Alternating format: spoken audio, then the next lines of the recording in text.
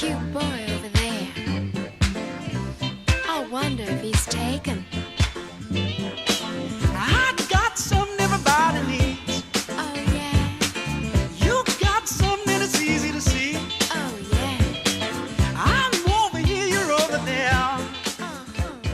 Chers amis, bonjour. Je suis content de vous retrouver pour une nouvelle dégustation de cigares. Alors oui, c'est vrai, cette vidéo a été un petit peu longue à venir après la dernière qui était en plein été. Je m'en excuse, mais voilà, j'ai chopé un dérivé du Covid qui a été vraiment bien long sur tout l'automne et j'étais pas trop motivé pour prendre la route et vous faire découvrir un nouveau village avec un nouveau cigare.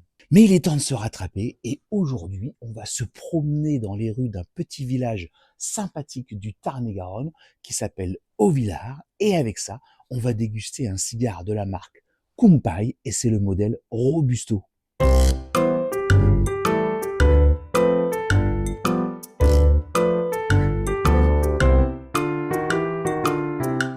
Alors Kumpai a été fondé en 1999 par la société Maya Selva. Et ils avaient la volonté farouche de travailler les différents terroirs du Nicaragua, à savoir Esteli, Jalapa et le Pacifique, pour proposer des cigares à la fois corsés, mais très bien équilibrés. Alors, qu'est-ce qu'il raconte ce Kumpai Robusto? Déjà, il a fière allure, il a de bonnes dimensions. On est sur une longueur de 121 mm pour un diamètre de 19,7. Il a une jolie cape, couleur café, qui est bien nervurée, bien huileuse et relativement bien faite. Je trouve que voilà, il est à la fois tendre, il n'y a pas de grosses nervures apparentes, donc ça s'annonce plutôt bien. Et on est sur un pourreau, parce que effectivement, la cape, la sous-cape et la tripe sont 100% Nicaragua. Et Kumpai ne veut pas dire santé en japonais, ça serait trop rigolo. Non, ça vient des tribus indiennes du Nicaragua, les Tawaka, et ça veut dire tabac roulé. Tout est dit.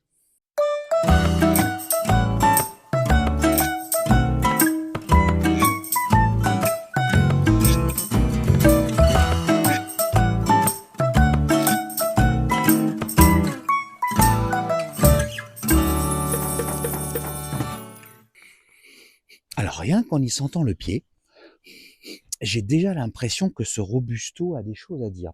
Il y a des odeurs d'épices un petit peu corsées qui semblent être prometteuses. Comme vous voyez, ce Robusto est équipé de 2 bagues, une en haut et une au pied. Voilà, c'est l'arrivée de l'hiver, il faut se couvrir. Je pense qu'on va l'allumer rapidement, on va faire un petit tirage accru pour voir ce qu'il raconte et moi j'ai hâte de le déguster. C'est marrant parce que ça n'a pas du tout le même goût de tirage accru que l'odeur du pied. Mais c'est assez, dit la baleine, c'est assez sympathique. Par contre, c'est vachement sur le pain d'épices, je trouve. C'est rigolo, quoi. Un pain d'épices un peu toasté. Voilà, bon, je vais enlever sa bague de pied et je vais vite l'allumer. Il y a du vent aujourd'hui sur l'oppidum d'Auvillard, haute villa, semble-t-il en latin. Alors, un allumage parfait. Vraiment, là, je trouve qu'il y a un petit peu de résistance au tirage. Et je me dis, quand il y a un peu de résistance, c'est que ça va pas bien combuster. Mais là, j'ai tiré 2 fois. Et en fait, déjà, il part bien, quoi. Puis, j'aime bien quand c'est bien linéaire dès le début. Donc, ça s'annonce plutôt bien. Et ce que j'aime bien aussi, c'est que, je le rappelle souvent dans les vidéos, mais le foin, on l'appelle aussi le foin parce que dès qu'on a allumé le tabac, il y a cette saveur un peu herbacée de foin brûlé. Et souvent, il y a des cigares qui ne l'ont pas et qui sont très agréables dès le début. Et ben, c'est le cas pour ce Kumpai Robusto. Donc, continuons la petite promenade. Je vais essayer de me trouver un petit coin où me poser. Et puis, on va savourer ensemble ce Kumpai.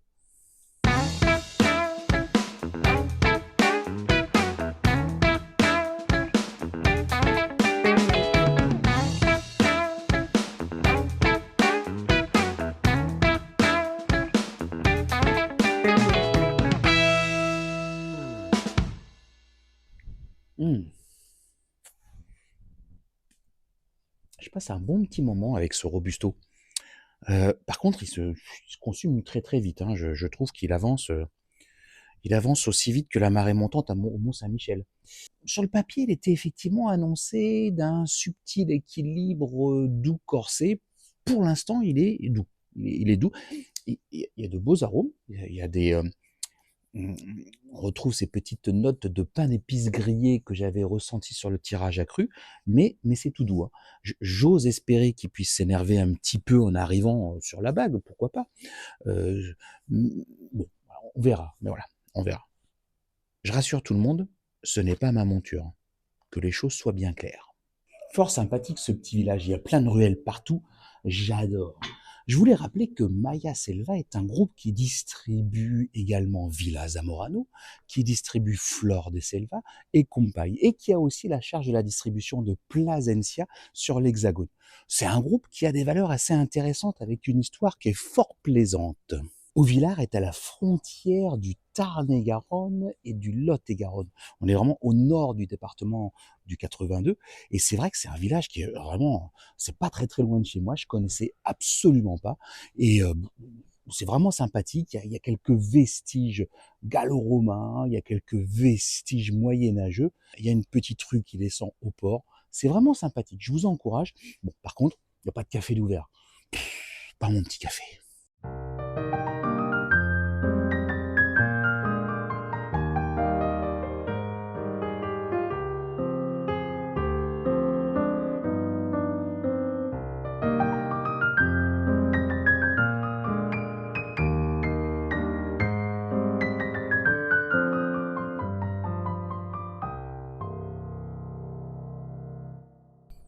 On est vraiment au bord de la Garonne. Par là-bas, bah, c'est Toulouse. De l'autre côté, c'est Bordeaux. La seule petite contrariété sur ce sympathique village, c'est qu'il y a une grosse centrale nucléaire juste à côté. Bon, voilà, Fukushima mon amour. Mais revenons à notre Kumpai. Je suis même pas sûr de le dire avec le bon accent, mais bon, c'est vraiment un cigare sympathique. Je vais revenir dessus, mais déjà, je trouve que sa combustion est parfaite. Et c'est fort appréciable parce que bah, comme vous le voyez, il y a pas mal de vent, surtout comme vous l'entendez. Et souvent, quand il y a du vent et qu'on tient le cigare dans la même position, eh bien, ça va attiser les cendres et puis brûler que d'un seul côté. Et là, c'est pas le cas, parce que comme on peut le voir, la chambre de combustion est parfaitement linéaire et ça dénote d'une bonne qualité de conception et de fabrication, d'une bonne fermentation des feuilles, et puis bah, ça fait toujours un petit peu plaisir. Elle est là, la vilaine, la créatrice de nuages. Après, moi, je m'en fous, hein, du moment que ça permet de recharger vos Tesla, tout va bien. Alors, j'ai dû faire un petit dégazage, je l'avoue, parce que j'ai ressenti une petite volée de bois vert, comme disait mon papa. Mais c'est un cigare qui est sympa, quoi. Alors, il reste doux, hein, malgré... Là, je pense que j'ai passé le divin et que j'arrive doucement dans le troisième tiers, dans le purin. Mais voilà, il est doux, j'ai pas eu ce petit regain de puissance, ce petit côté corsé. Peut-être qu'il va arriver plus tard. Je vais continuer doucement et à trouver, j'espère, un troquet. Sincèrement, je l'aime bien ce petit Kumpai parce que il a une fumée qui est généreuse, qui est voluptueuse, qui est agréable, voilà, qui est assez présente en bouche. Il n'y a pas besoin de tirer comme un malade pour avoir cette opulence. Donc ça, c'est fort appréciable. Et puis, c'est quand même un cigare qui sort à 12,60 €. On est fin novembre 2024. Je dis toujours les dates parce que le prix du tabac a varié énormément. Et c'est vrai qu'un puro Nicaragua avec cette simplicité de fume, ça reste très appréciable. Voilà, j'arrive à la fin de cette dégustation. En plus, il va être temps pour moi de rentrer puisque j'avais un superbe soleil qui commence à disparaître. J'ai passé un agréable moment en votre compagnie et avec ce Robusto. Pour ceux que ça intéresse et qui sont dans le coin, je vais jouer au Père Noël le 21 décembre au Lalande à Montauban, où je serai en masterclass toute la journée pour vous conseiller, vous orienter et raconter toutes les histoires possibles autour du cigare. Alors venez nombreux, ça sera sympathique, il y aura des musiques de Noël et peut-être que j'aurai le bonnet. Je n'ai plus qu'à reprendre ma monture pour partir vers de nouvelles aventures.